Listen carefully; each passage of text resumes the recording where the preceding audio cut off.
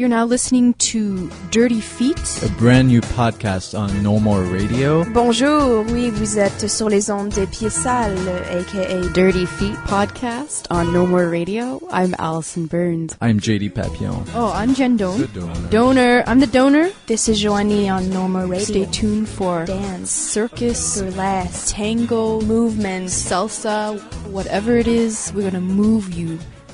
What are we now? Podcast hosts? We are a podcast, yeah. We're Podcasters. Podcasters. I like that. Podcaster.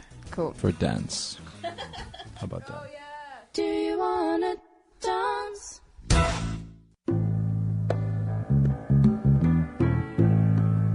Welcome to another edition of the Dirty Feet podcast here on the No More Radio Network. You have two hosts today. I'm Allison Burns. And I'm Jen Doan.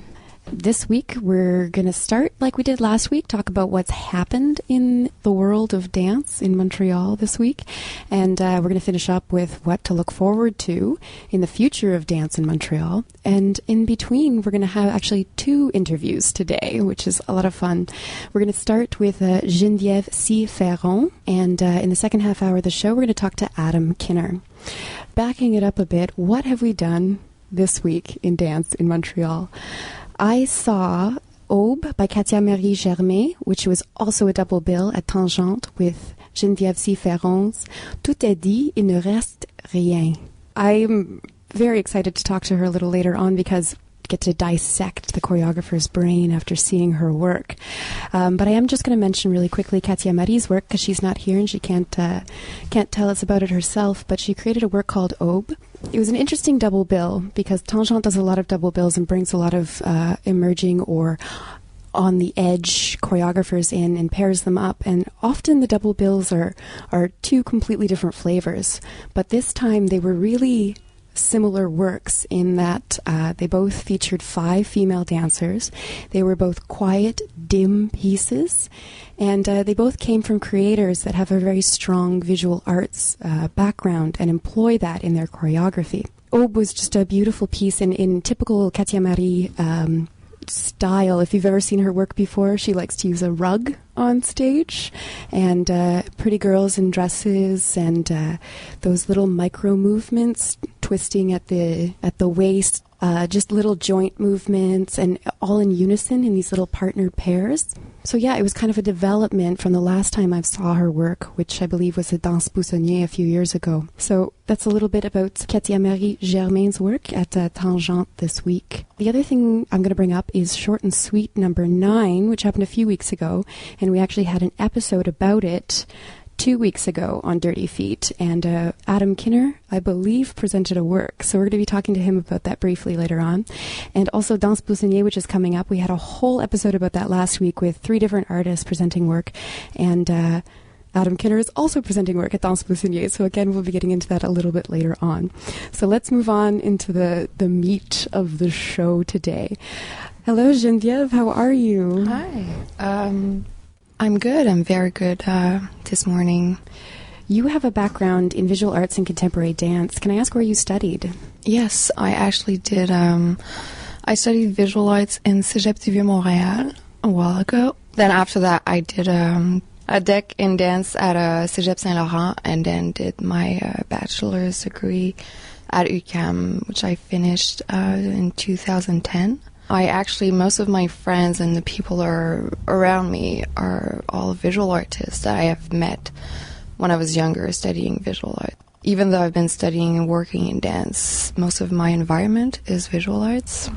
When you were at UQAM, you were studying dance at UQAM? Yes, I was studying contemporary dance. And you have the choice of being studying interpretation, choreography, or teaching there. Yeah. I was studying choreography at that time. And I'm actually also doing my master right now at UQAM in dance also. So just for me to be clear, you also have been studying dance since you were younger as well? So you've always had the visual arts aspect and the dance training?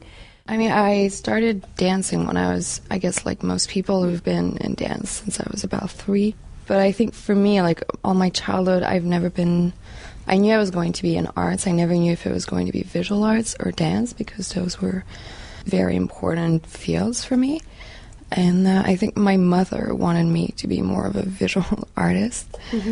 So I started with that. And then I went to my true calling. So what was that journey like for you to decide, okay, like, studying dance at UQAM, doing your master's now, how did dance win you over from the visual arts? It was actually, while I was studying visual arts at Cégep du Vieux-Montréal, there was a dance troupe there. I realized I was doing both at the same time, and I realized that the more I was getting into the dance troupe, I was much more excited about going to my dance classes than to my visual art classes. And what was interesting me mostly in visual arts was very much like the movement and the plasticity. So I think in a way, dance was a way to push forward the limits to visual arts. I remember very well doing a sculpture class and working with clay and just being so into just like making the muscles and the movements, and my figures that I would do would never ever look realistic because I got way too into, I don't know, like the body, and it became something that made no sense. But it was all about movement and about, the body and plasticity. I did want to say, too, sometimes it's hard to brag on your own, but since 2010, you have presented work at Studio 303 as part of the Edgy Women's Festival, the Projet Webcam, the Festival Quartier Danse, and the Festival Grando Cerro and Batoga. My goodness. Yeah, well, I was not there, but it's one of the girl that is dancing for me right now. She asked me to do a solo for her, which is called Le Serre, and she presented it in a festival in Colombia. Were you able to go see it? No. I could not. Okay. No, I didn't have the money for it, but I'm hoping that I will be able to if it goes somewhere else soon. Well, that's a great credit to have. You're an international artist. Yes, very much. So I wanted to get in a little bit into the meat of the work that you just presented. And this kind of brought up a question for me, because I know here in what it says is the work you presented was based on the experience of authenticity. And then it goes on, it explains a little more. But I kind of want to stop there and ask you, what is authenticity for you? What is that, how do you gauge authenticity? I mean, it's been like evolving in my mind. What I think instinctively, I've always knew that what I wanted was authenticity, and more I read about it, the more I study, the more it changes or like it moves. My idea of authenticity moves along with me, but I think it comes from this need of something universal, that if you dig really deep enough, you can find like this little thing that brings us all together, like this one true state that is truly universal. But it's this, you have to dig really, really, really deep. And I think it's also really, really hard on stage to, because you're in front of people, you want to present yourself. Dancers and choreographers, or like perfection freaks, we want to look good on stage. We don't want to show our vulnerabilities, and I find that that's what is interesting, is to show like that one vulnerable, true thing about each other that is completely not made up. That is the essence. Like to be able to find everyone's essence that will then create a connection with the viewer and the dancers. Just to give a larger context to what we're talking about, the work, it's a 27-minute piece, as I see here, and it's 5 basically nude dancers, save for a little discreet underwear, and a giant mountain of Christmas lights, of white Christmas lights on stage left, and the dancers start on the ground on stage right and kind of slowly progress towards the light in it's a lot of unison with break-offs of solos and duets and trios that happen, and the movement is very muscular, very slow. One of the favorite positions I picked out was like a downward dog, if you can imagine, but with the hands closer to the feet, and then a long extension of a leg up back, and then a break at the knee and a slow bring back down. That was an image that came up a lot and really burned into my brain. It kind of gives you an idea of kind of it's very low to the ground and middle section and very slow and very muscular movement. Do you have anything to add as far as is trying to visualize the work? I think you explained it very well. I think, it's very, very simple. It's pretty much 8 movements are repeated about 3 times. There's a duet, and they are extremely slow. Like the 8 movements repeated 3 times take like about 30 minutes. So it's super minimal and extremely muscular and extremely demanding on the dancers. In your show description, you call it a triptych. Yeah. And in what way do you see it as a triptych? It kind of changed with time. It was more of a triptych at first, but we really divided the piece in 3 parts. And there's the first part where they're all together. The second part is where there's a duet happening. And the third part is when they're in the lights. Mm-hmm. The idea was, I don't know, I really like the idea of triptychs. I think that comes from the visual arts, probably. Because it's more utilized in that medium to describe a work that is in 3 parts. Yeah. I guess I'm kind of curious about this authenticity. You know, when you go through this process with your dancers, how do you lead them through finding that authentic place? And then when you meet it, what is your experience of that? How do you meet it? That's a thing that's really, I feel like, I kind of feel like a bitch most of the time when I work with them, because I know working them hard. It's because they are really good and they want to show exactly what I'm asking them, and I'm asking them perfection in every little detail, like all the angles of the fingers when they touch the floor, the way, like the pupil and the eye where it has to stay, like everything is super, super detailed. And, precise. Yeah. And so hard on the body to move that slow and always be in contraction. And so what I'm asking them is perfection, knowing that they will fail, because no one can achieve perfection. And for me, that little failure that they have, that's where, like, the failing is where that's your humanity. That's where you show you cannot fake failing unless, we're trying to have them not fake failing to make me happy, my assistant and I. But yeah, it's by asking them something that is completely impossible and them trying to achieve it and failing. I think in the program I was saying, it's like in my mind I'm putting so much varnish on the piece that like it has no choice but to crack, and it's through the cracks that we can like get the vulnerability and the sensitivity and the humanity of the dancers, which is for me their authenticity. And is this process for you of asking something that you know is not possible from your dancers, is that an internal process you keep to yourself? And so therefore it allows a more authentic experience for the dancers? Like, you're not telling them, like, I know that what I'm asking you is impossible, but you keep that to yourself and you allow them to explore that and thus at some point fail.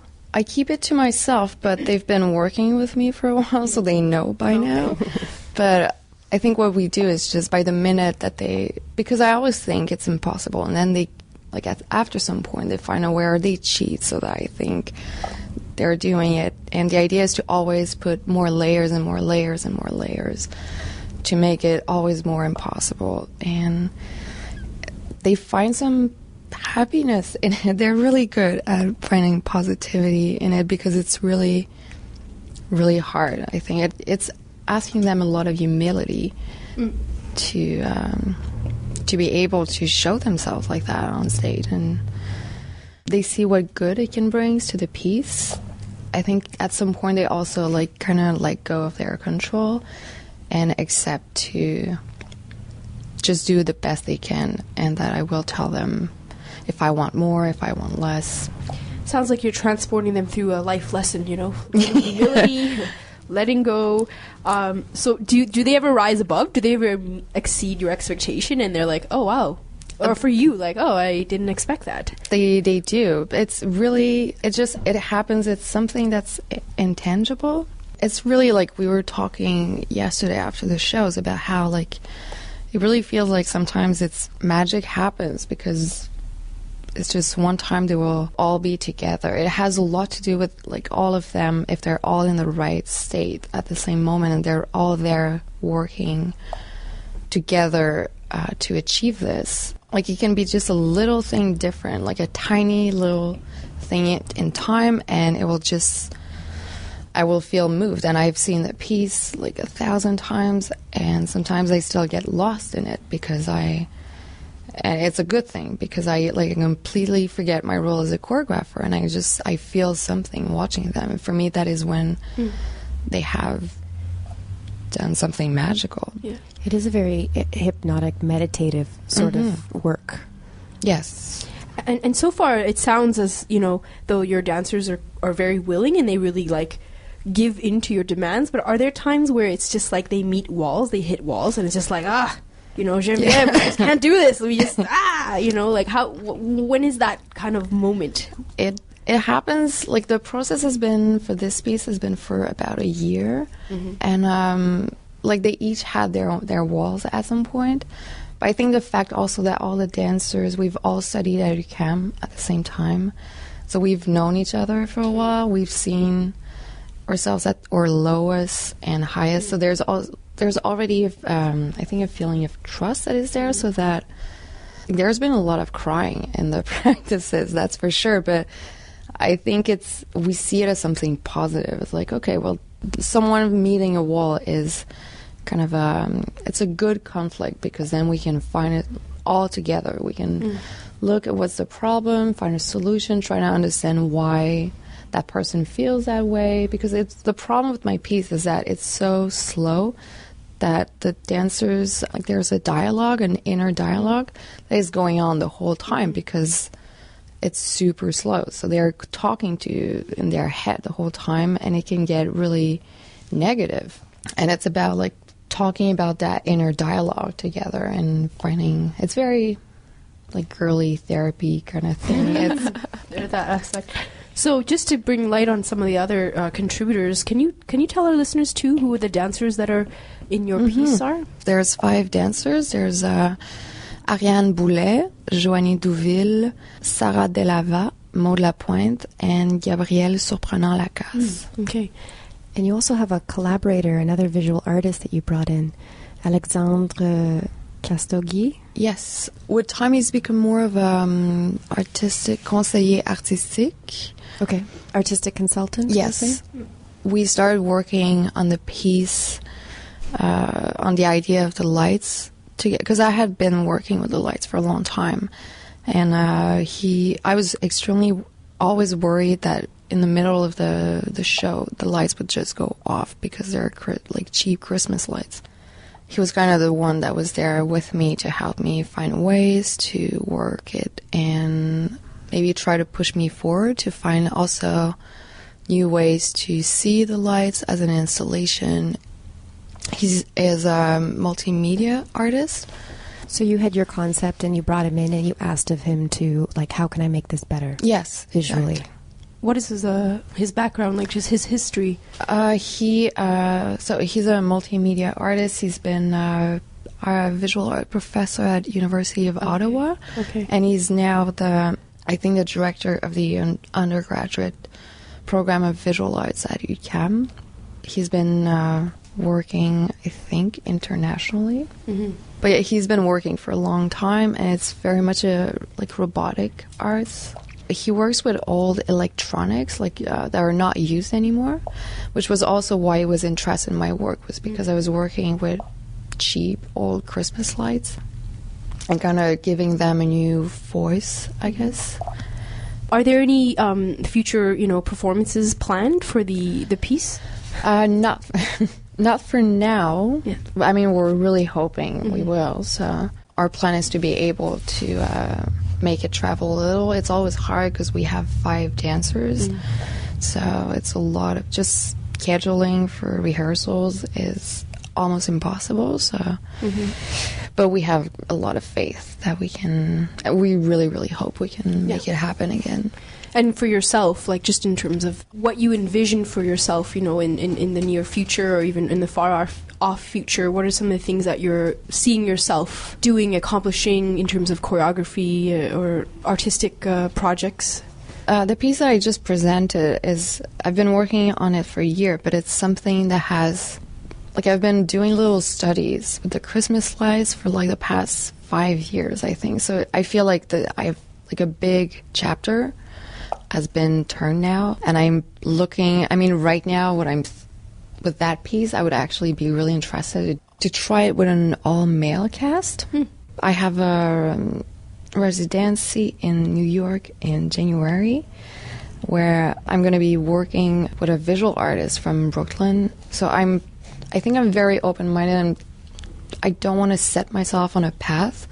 I just have a lot of ideas, and I want to see where it brings me and see what connects me more. That's very interesting that you say that about a male cast.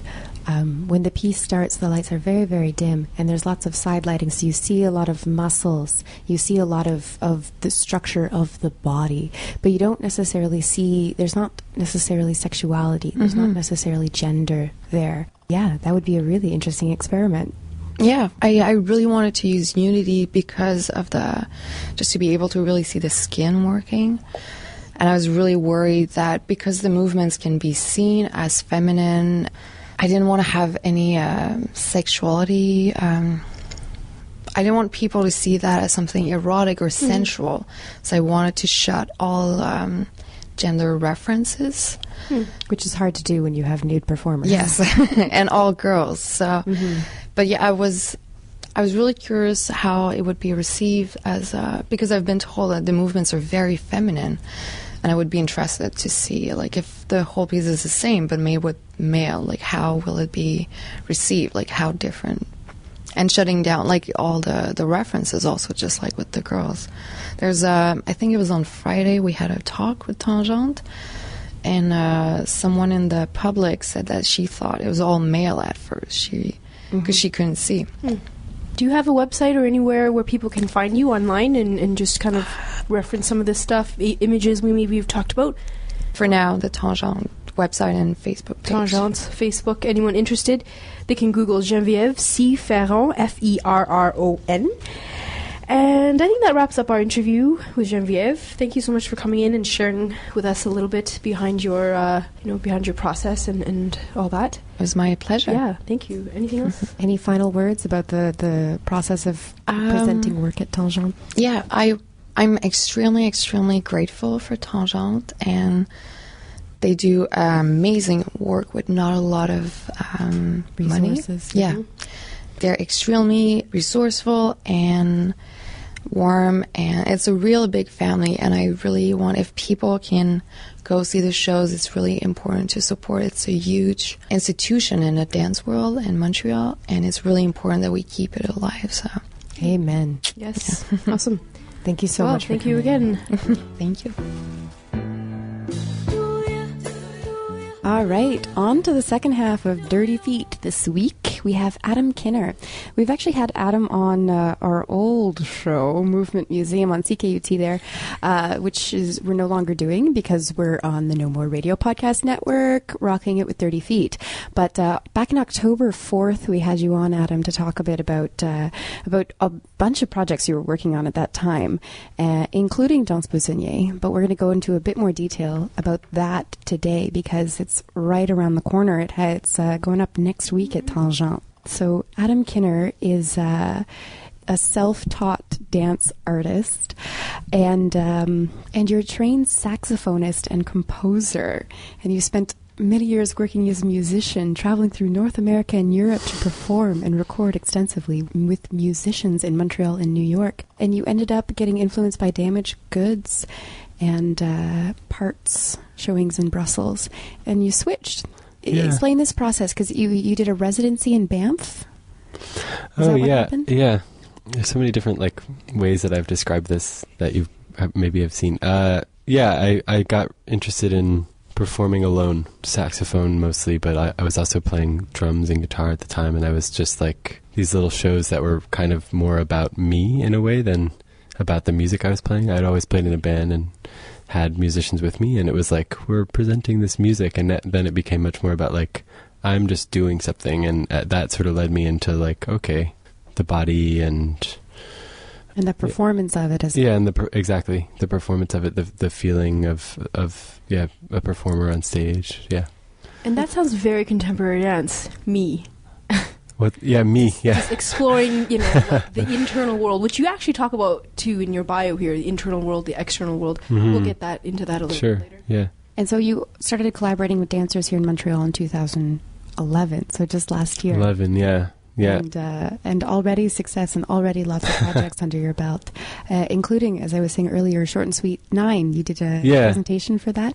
Yeah. And again, we had an episode, a podcast on that just 2 weeks ago, where we talked to some of the other artists presenting work for the first time at Short and Sweet. Was this also your first time doing Short and Sweet? No, I've done the last 3 Short and Sweets. Oh, I'm like my God. Yeah, I'm like a Short and Sweet guy. You're packing like a 5-year career into. Yeah, right. Yeah. Okay. It's a short and sweet version of a 5-year career. Sorry.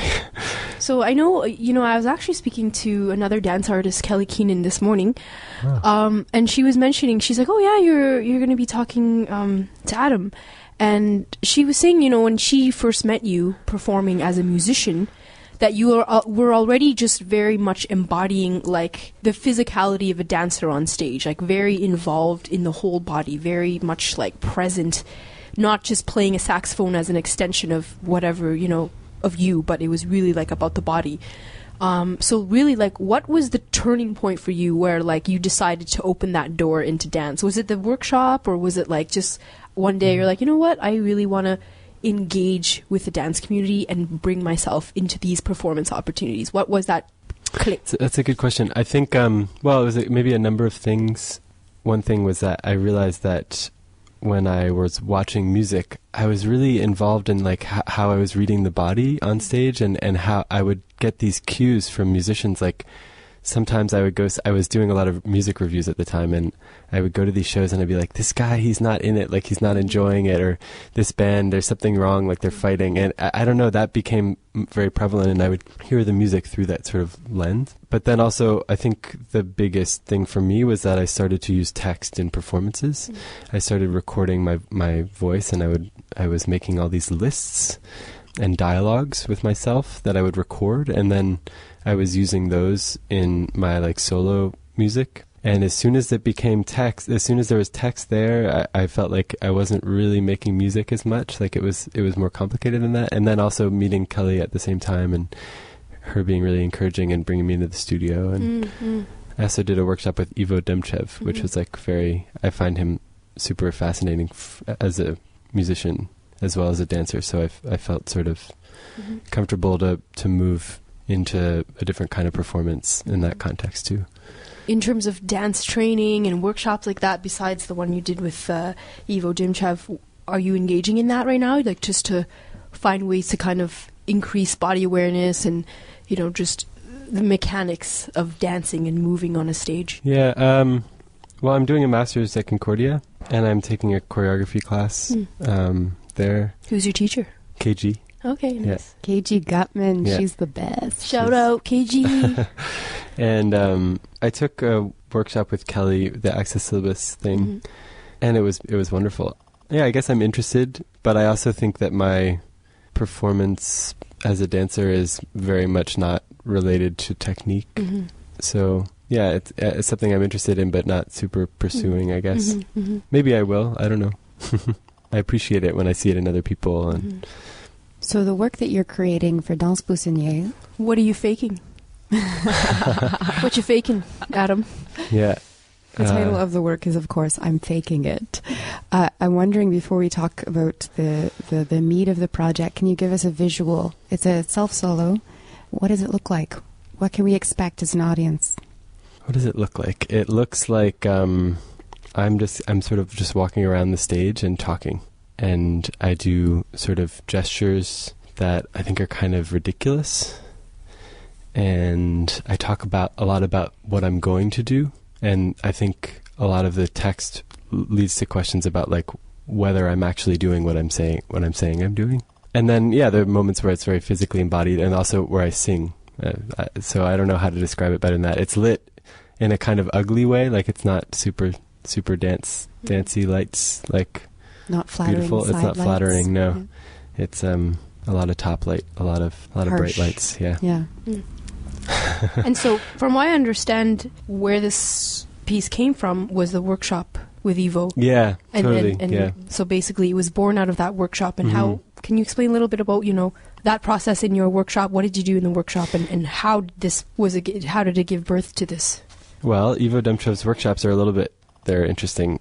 We started by writing about some things that we were interested in, some things that we weren't interested in as topics, and then we chose topics and we kept writing about them, like all sorts of sort of prompts. That was I guess the first part of the workshop. The rest of it was just working on a piece, and he's very quick. Like, he was quick to sort of throw things out, and he's very straightforward, and just working on these topics and trying to make an interesting performance. How did that give birth to this piece? Oh, yeah. So I started just developing these topics. I forget exactly what they were. I think one was entertainment and one was vulnerability. And I don't remember what the other one was. Decision making, maybe? Yeah. Oh, yes. So, yeah, and it just kind of... And I ended up with like maybe an 11-minute piece that I thought was interesting, and he was encouraging in his own way. Yeah. and then I changed it a lot. Like, that was a year ago, so it's been through the mill. As an interesting parallel to the previous interview we did, in the description of the work it says that I'm Faking It focuses on the dialogue between interior and exterior space to explore notions of permanence and truth. So you're also talking about authenticity. You're also talking about what's happening inside being different than what's happening outside. How do you approach that? You got to listen to Geneviève speak a bit. Maybe you can draw parallels or contrasts. Yeah, I thought her notion of authenticity was really interesting. What's my notion of authenticity? I think more, rather than sort of positing that I'm being authentic or not being authentic, or that I know where authenticity lives, what I'm interested in is like the movement sort of back and forth between like, oh, he's faking it, oh, he's not faking it, wait, is he faking it? Is this real? Is he being sincere? Is this like something we can count on? And I think it's that movement through those like sort of different parts of how you approach a performer that creates this sort of like feeling of authenticity. But I'm not even that interested in having people feel like what I'm doing is authentic. It's more that they raise the question themselves, and they can decide. So is there no scale of success or failure here? That's a good question. I wonder. I don't know. I think I feel that the piece is successful, yes, if it raises those questions. And if there's a feeling of like, okay, I was more interesting this time or the other time, you know what I mean? Like, and also physically, like it's a physical, like I need to be physically involved, and the text has to be delivered in the right way. And then I think it kind of raises these interesting questions. Is there an element of improvisation in this? I mean, I assume such, but yeah, that's a good question too. I mean, yeah, for sure. I think if I was teaching someone to do this, then they would be like, oh, it's just kind of all improvised. But for me, there's a lot of intention behind what's going on. So I'm always aiming like behind it. I'm always like, well, I have to do this now. It's that, but what that is, how it manifests specifically, physically, is like maybe up in the air. Yeah, okay. But I know when it's working or not. Like I know when the intention is the right intention. Have you performed this for an audience before? I've performed like little showings of it. Okay, but no, I haven't performed it for. How does that change things? That must be. Do you use the audience reaction as a gauge of success or interest, or is that irrelevant? I mean, I don't know how you gauge an audience. I perform so much as a musician, and I'm always like, well, the audience is so strange. You never know, you never know. But I do, of course, you're in the same room and you're working with the same energy, and people are breathing together, and they're like, and there's reactions and there's faces and there's, and yeah, for sure. I love to perform in front of an audience.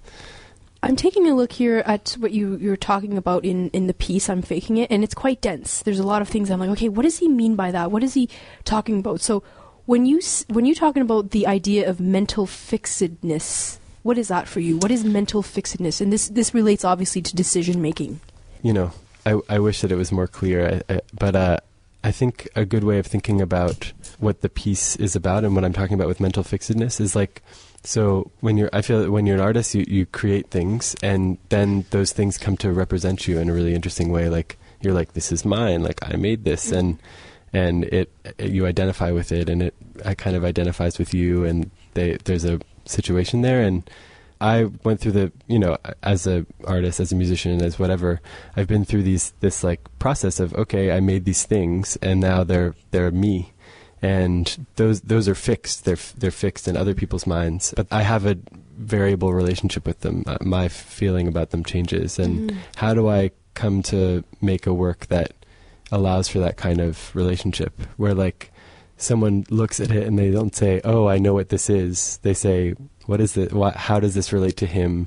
How is this his? Is it his? Maybe it's not. Maybe I can make a work that isn't mine and that keeps changing in someone's mind."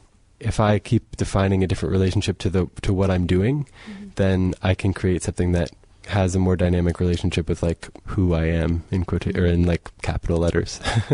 So on this process of asking these questions, like you have another question here that's also very interesting. It's like, have we grown up, or have we regressed to a state of infantile indecision? So what are some of the outcomes or solutions as you create this work, as you interact with others? What are some of the things that you've kind of discovered for yourself as you question this in your process? In relation to the questions as people have seen them in the work? As they've seen them, as your own internal process? Yeah. Because they're pretty big questions. They're huge questions. They're huge questions. So sure. Where do you know where you've come to a certain outcome that's satisfying, or does it ever satisfy?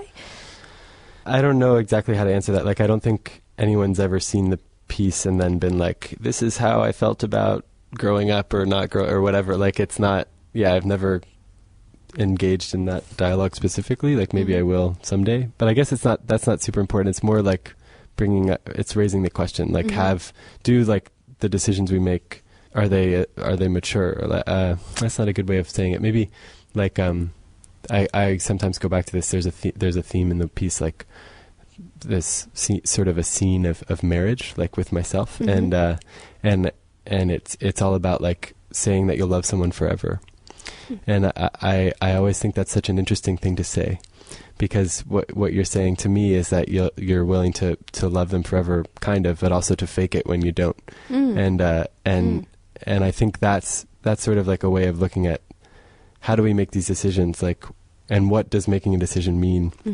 What if you say you're going to love someone forever and then you don't? Like, how does that work? Like you get, I don't know, you get divorced or you stop loving them, and then what do you do? Like, everything changes, right? What if we just go into it saying, well, I'm not going to actually love you forever, but I'll really try. And is that the same thing? To a truth? Is that closer to truth? I don't know. I mean, these are the questions. Yeah. Because I don't think anything is forever. I do think. But is it important to say, I'll love you forever? Like, is that important? I don't know. Is it important to pretend that you do when you don't? I went to a wedding this week. I'm just saying, you're messing me up.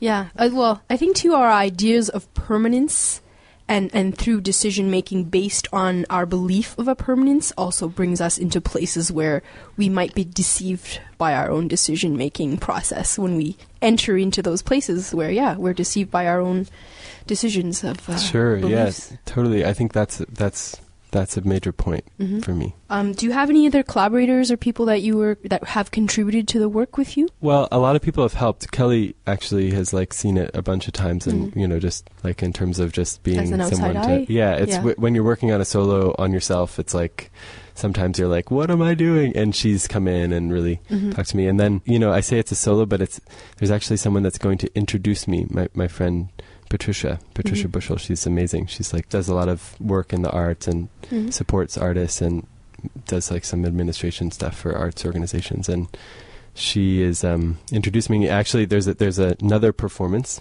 sort of happens alongside I'm Faking It called We Can Make This Work. She talks a little bit about that. It's a year-long performance where people can write me a check for $100 or more. Once I get the money, I give them 99% of it back. Interesting. Yeah. So she talks about that. There's a website, actually, wecanmakethiswork.org. Huh. Yeah. When you were performing more as a musician, and you would create your work and stuff like that, I'm assuming that you didn't have like outside eyes, people coming in, giving you comments and like structuring it, making it more clear. So now that you're in the dance world and you're kind of in a place where, Callie comes in, she's giving you, feedback, working as an outside eye for you. Is that something that's different as a performer now within the dance world? I would say for sure. I think that's one of the major reasons I'm interested in the dance world. Mm-hmm. I think music, could benefit from this kind of really structured like criticism and a community of like people seeing things. There's a lot of like musicians perform all the time, and there is a system of people giving feedback and stuff like that happens for sure. But I find the dance world a little bit more rigorous in that in those respects, and I like that. No, it's really great for me like to have people see things and make intelligent criticism. Mm-hmm. It makes the work stronger. It helps you for sure see more clearly because, as a soloist, like you're saying, you're on stage, you're creating it, you're really into your idea, you know what you want to do, but is it clear? Is it coming through? Mm-hmm. To talk about the context of the show briefly, because we did have a whole episode dedicated to Danse Blousonnier last podcast, and we talked to Rosie Contant, Frederick Wiper, and Kimberly DeJong about their works. Do you have a lot of exposure to the other artists that are involved in the Danse Blousonnier? Have you seen the other works? No, I haven't seen any of the other works, no. I mean, we've met, there's like, okay. I like them, they're nice people, I haven't seen their work. It's so interesting that it's going to be works coming together that are completely fresh and untainted by one another. Yeah, totally. And also, like, I wonder when I will see the work. I mean, it depends on the show, but, like, this is something that's kind of interesting to me also as a musician. Like, I'm always used to watching everything happen, and then I go on stage, and it's not a big deal, Yeah. But now I have this feeling, okay, I want to be backstage. I want to, get ready or whatever. Yeah. And I end up not seeing a lot of stuff.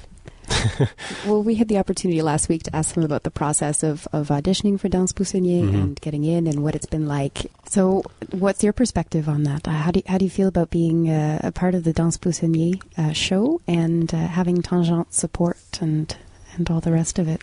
Yeah, I mean, it's great. I had a wonderful little time with the audition. I went in, the piece was already done, so I just kind of reviewed it and then went in and did some of it and had a chat, and it was great. And then I find, the Tangente team is so cool. They are really doing great work, and I don't know, it's been nice. It's beautiful, the whole process. Do you plan on taking I'm Faking It further? For sure, yeah. Any future, plans already that's been painted? Not particularly. It's something that I've spent a lot of time and energy on, and I would like it to be an evening length piece. So I've it's funny, like I'm like, okay, it's going to be an evening length piece. Like, I should start like making it longer. But I find that as long as I have to perform it that's a very short performance at Danse Blousonnier. Like, it's supposed to be 10 minutes and, supposed to be? Well, it'll be like 11 minutes, 10 minutes. It's going to be 10 minutes. So, I find that I have to keep it as that until this performance is done, and then so as not to dilute it. Yeah, then I'll feel like I'm always like sort of mitigating the like losses or whatever. So I guess as soon as it's done, it's turning into a longer piece. So I'm curious too. Do you plan on kind of absorbing as much as you can in terms of this process? We were talking earlier that the dance creation process can be a lot more rigorous in the studio in terms of, clarifying and getting feedback and really questioning what you're doing. Do you plan on taking this and absorbing it and coming back into the music world and approaching, say, like, as a musician, as a music performance in that way to kind of up the scale of what a musician can really do on the stage and in the process? Yeah, it's a good question. Well, first of all, I just want to say I'm still a musician. Like I play music all the time. And I'm interested in what you're talking about, but I also think that these are worlds that have their own way of working. I think the music world works the way it does because it works well in that way. I mean, there's certain things for me that I have issues with or whatever, but like it's not like everyone's like, this sucks, but we can't do anything about it. Like I think everyone kind of contributes in their own way to the community. A lot of people are like, oh, so you're dancing, but like you're really just playing music on stage or something. And I'm like, no, I'm just dancing. But I think a lot of people expect, and I expect that the two parts of my life, like dance and music, will become ever more involved. And I see that happening a little bit. I think that's sort of an end goal, but maybe the end is far. I don't know. I like to be two different kinds of performers. I really enjoy that. Yeah, I think I ask that too because often, when I go and watch a music performance, sometimes I wish there was a little more attention to, the physical body and also even just like the layout of the way maybe performers are set on stage, the way they move from one song to another. Like just as a choreographer, when I watch dance shows, I'm like, there's just a little more detail to give like a sense of, a sense of like a whole performance from beginning to end in a sense, and also just that engagement with the performers on stage and in their bodies and all of that stuff. So I think it's a really awesome tool to have if you really merge that from a contemporary choreographer point of view and take that onto a stage as a musician. You can really blow your audiences away because it's just something you might not expect because people are used to being like, all right, I'm playing a set, or I'm like doing the next song, all right, taking a sip of beer on rock stages and stuff like that. I totally agree with you. Something I would like to see. But also I think it has a lot to do with how the musicians relate to me. Like people just relate to the work that they're doing on stage. Musicians relate to that so differently than dancers. And there's things that enables also. Like sometimes you see the show and the people are not in it, but something about, like there's the magic and you don't care, And that, I think people are very protective over that feeling in the music world. So, and also it's a different economy of making work, and there's like totally different amounts of time and energy that are able to be dedicated to the two different arts. But I'm with you. I want to see it too. I want to see, and I want to see dance that looks more like music, honestly. I'm kind of like on the opposite path as you. You're kind of merging more into, dance and stuff, and I'm trying to merge a little more into the musical aspect, just kind of playing in that playground for myself. So we're kind of going like that. But at some point, I do want to take what I have as an experience in terms of as a choreographer and see what I can do just on a different kind of stage. Yeah. So, a couple of dancer choreographers have been like, I really want to have a band.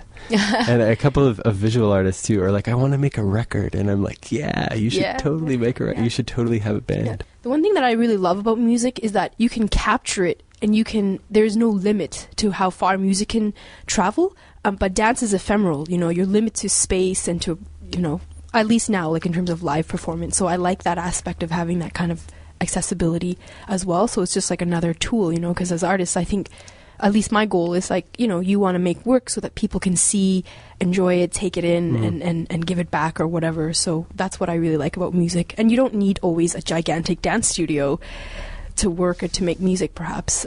So it's different. It's got different limitations in each field. Yeah. I love the ephemeral aspect of dance. Like that's beautiful to me. Yeah. But I also love to make records and have objects and let them travel and put music online. And I think the more we do, the better. The better it is. Cool. So do you have any like last words that you want to, let our listeners know or kind of put out there in terms of what you're doing, maybe next week's show? Any last words, Adam? Well, no, it's this week. I mean, it's on Thursday. It starts on Thursday. So Thursday the 13th. Yeah. 7:30. At 7:30. At Studio Hydro-Québec. That's at Monument National, where Tangent's been putting their shows for most of the season.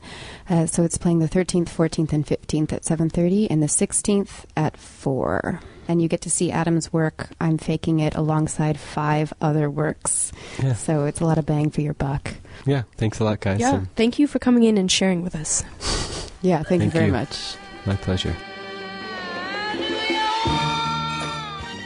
Well, that wraps up Dirty Feet for this week. Well, we'll be back at you next week with another brand new podcast. Just before I say goodbye, I do want to give a shout out to the other artists that are presenting work for Danse Poussonnier this year. You have Elise Bergeron, Philippe Poiré, 2 of the artists we talked to last week, Rosie Cantante and Frederick Wiper, also working together. We also talked to Kimberly De Jong, and just today we talked to Adam Kinner, and there are 2 other artists presenting work, Audrey Rochet and Annie Guignon. And so, like I said, lots of work, lots of artists, definitely worth the price of a ticket. One other thing I wanted to mention before we say goodbye today is our collaborator, Bloody Underrated. You may have noticed that we've stopped doing reviews on air, and instead we're writing our reviews now. So you can check us out at Bloody Underrated, or you can look at our blog on this very website at No More Radio, and it'll give you direct links to all of the reviews that myself and J.D. Papillon and Joanie Ferron have written about dance happening around Montreal. The most recent is one that I posted about the very show we were speaking with Geneviève Ferron about earlier, her double bill with Katia Marie Germain, which was shown at Tangente last week. So there you go. Check it out. So another thing we want to mention for all of our listeners out there, if you're a dancer, if you're a performer within the performing arts, contact us if you have something that you want to share, something that you'd like to contribute in terms of being a guest on our show. We'd love to hear from you because we are brand new and we want to get the word out and we want to get this podcast booming. So please contact us. Don't be shy. We're totally open to having you guys on the show and being a guest on one of our podcasts. So that's it. And tune in again next week for more Dirty Feet.